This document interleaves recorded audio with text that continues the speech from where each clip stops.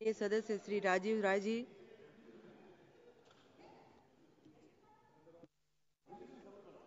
मौका देने के लिए।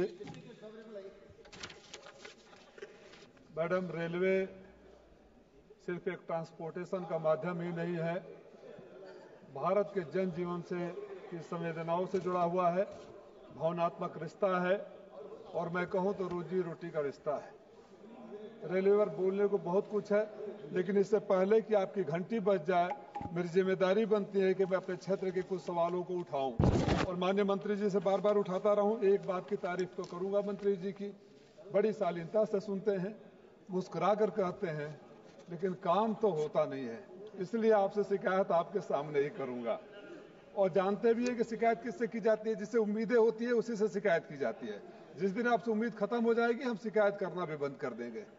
मैं अपनी क्षेत्र की समस्याओं को बताऊं मैडम, और उसकी गंभीरता का अंदाजा सिर्फ इससे लगा सकते हैं कि जब मैं सांसद बना तो पहली बार कहीं निरीक्षण करने गया तो अपने मऊ के रेलवे स्टेशन पर गया, और वहां हालत ये थी कि गया तो रेलवे स्टेशन पर पानी ही नहीं।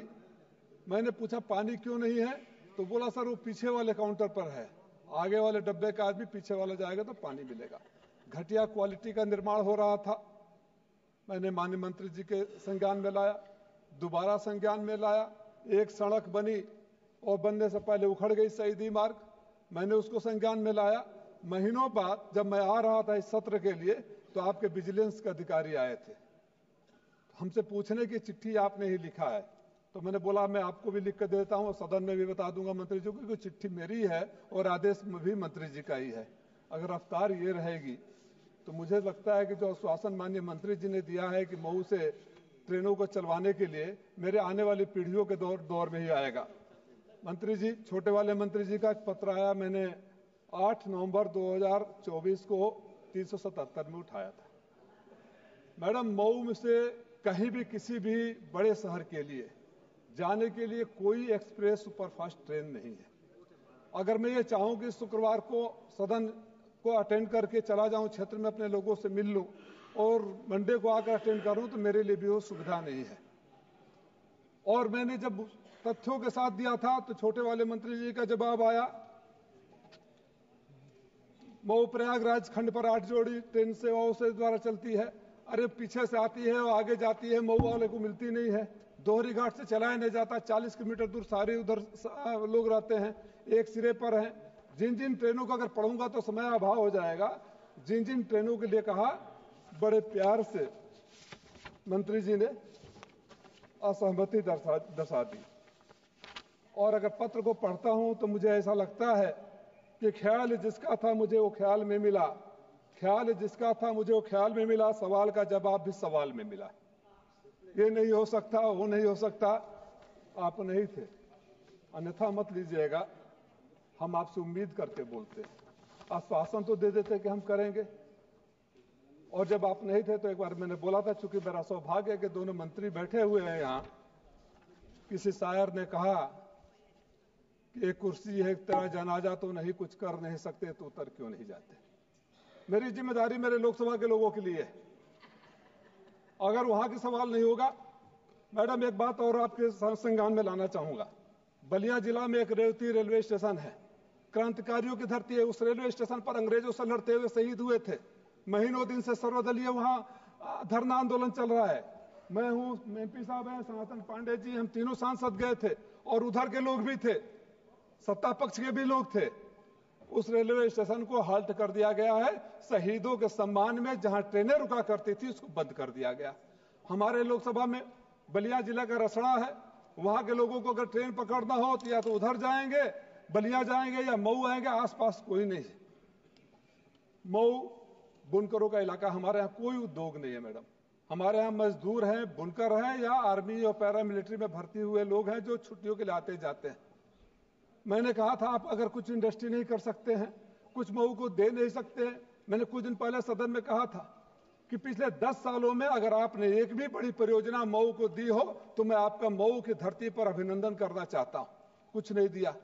बुनकरों के उन सामान को अगर दक्षिण भारत में जाकर बेचकर अपनी रोजी रोटी का गुजारा कर सके, मुंबई जाकर, दिल्ली जाकर, हमारे यहाँ अगर 4 पैसे आ जाए तो आपको क्या दिक्कत है? आप कुछ करना नहीं चाहते। आप मंत्री जी, मैं आपसे एक हाथ जोड़कर निवेदन करता हूं, आप आइए हमारे साथ, हमारे इलाके की स्थिति देखिए और अपने ऑफिस में जाकर सर्वे करवा लीजिए कि सबसे खराब रेल व्यवस्था किस जिले की है, हमारे आसपास के जिलों से भी।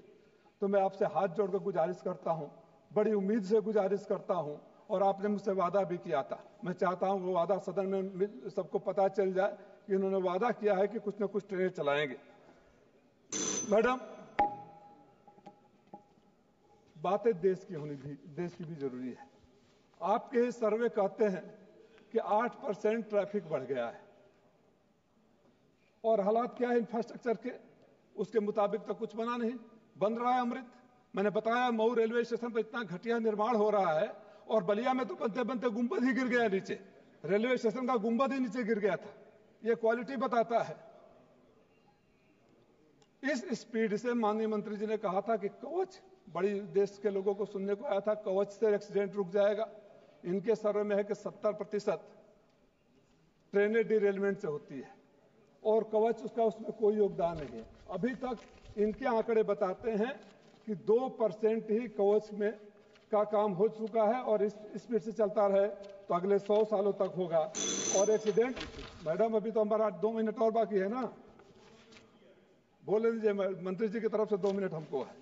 सर, एक निवेदन और है, और सबकी तरफ से आया। पत्रकारों ने मुझसे बोला था कि आपसे जाकर बता दें कि अगर जो उनको सुविधाएं मिलती थी रेलवे में, मीडिया तो ज्यादातर आपके ही समर्थक हैं, कम से कम उनके लिए कर दीजिए। जो उनको सुविधाएं मिलती थी ट्रेन में, वो भी कोविड में बंद कर दिया गया, उसको शुरू कर दे। ये एक जो डिफिनीशन बताया जाता है एक्सीडेंट का, कॉन्सिक्वेंशियल ट्रेन एक्सीडेंट, अब ये है क्या? इसमें आंकड़े के हेरफेर में, consequential train accident includes train accident having serious repercussion in terms of loss of human life, human injury, loss of railway property, or interruption to the railway traffic. Train accidents caused by collision, fire, level crossing, derailment, etc. are covered under consequential train accident. जो मानव रहित signals हैं, मैं तो उस जिले से आता हूं जहां महासो क्रॉसिंग पर, मानव रहित क्रॉसिंग पर स्कूल बच्चों से भरी ट्रेन मैडम लड़ गई, और 16 बच्चे हमने अपने हाथों से उन बच्चों को लेकर दौड़े थे, मर गए। अगर वो नहीं है, आप बैरिकेडिंग नहीं है, गेट नहीं है, फाटक नहीं है, तो उसकी भी जिम्मेदारी आपको लेनी पड़ेगी। और हमारे जनपद में आधा इधर आधा उधर 16 लिस्ट दिया हूं आपको, ओवर ब्रिज के लिए और अंडर ब्रिज के लिए, कुछ तो कर दीजिए उसमें। उम्मीद करता हूं कि गरीबों के लिए, बुनकरों के लिए, मजदूरों के लिए हमारे यहाँ कोई इंडस्ट्री नहीं है। संवेदनाओं से भरकर मानवता के नाम पर कुछ ऐसे ट्रेनें दे देंगे कि जब तक आप इंडस्ट्री बनाएं। और जो हमारे साथी बोल रहे थे बुलेट ट्रेन का, सारा बुलेट ट्रेन गुजरात में, अरे हम तो अपने प्रधानमंत्री को विश्वगुरु बनाना चाहते हैं, आप उनको गुजरात का प्रधानमंत्री और देश का मुख्यमंत्री बनाना चाहते हैं कि सब कुछ गुजरात में मिल जाए। बुलेट ट्रेन एक हमारे तरफ से होनी चाहिए। वंदे भारत वाले जो मैं आपसे निवेदन किया था, कई घंटे वंदे भारत बनारस में खड़ी रहती है, 1 घंटे का रास्ता मऊ का है, अगर उसी को बढ़ा दें तो बहुत सहूलियत होगी। बुलेट ट्रेन जब आप बॉम्बे और अहमदाबाद के बीच में चलाए तो एक बार बनारस से दिल्ली, लखनऊ से दिल्ली, पटना से दिल्ली के एयर फेयर और एयर ट्रैफिक का देख लीजिएगा। वो पैसे हमारे तरफ के लोग भी दे सकते हैं, वो सुविधाएं हमारे तरफ भी आनी चाहिए। आपने वो मौका दिया, आप सबको बहुत बहुत धन्यवाद। इस उम्मीद के साथ कि आज जब कल मंत्री जी जवाब देंगे या आज जवाब देंगे तो आश्वासन भी देंगे कि मऊ को कुछ मिलेगा। धन्यवाद मैडम।